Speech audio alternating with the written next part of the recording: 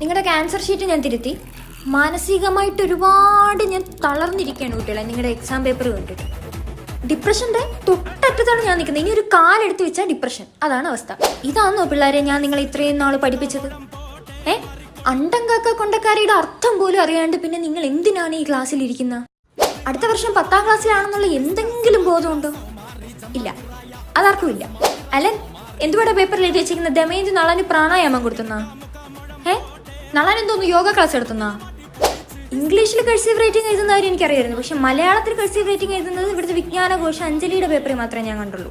ഏത് ലിപിയാടേ അത് ECG പോലെ ഇരിക്കുന്ന ആ പേപ്പർ കാണാൻ. ഇനി അഭിജിത്ത്, 6 മാർക്കിന്റെ ക്വസ്റ്റ്യന് ഒറ്റവര് 32 വട്ടം എഴുതി വെച്ചാൽ അത് അറിയാതിരിക്കാൻ എന്റെ കണ്ണിൽ എന്തോടെ മാതം നാരങ്ങിയോ? ശ്രേയ എന്തിനാ ചിരിക്കുന്ന? എന്തിനാ? ഇയാളുടെ പേപ്പറിൽ 4-5 ഇതിഹാസ പടങ്ങളുടെ കഥയുണ്ടെന്ന് എനിക്ക് മനസ്സിലായി. എനിക്ക് ബാഹുബലി മാത്രമേ മനസ്സിലായുള്ളൂ. ഞാനതേ കണ്ടിട്ടുള്ളൂ. ഇനി നിങ്ങൾക്ക് ഞാൻ പഠിപ്പിക്കുന്ന മനസ്സിലാവാഞ്ഞിട്ടാണെങ്കിൽ ഓപ്പൺ ആയിട്ട് പറയൂ. ഇപ്പൊ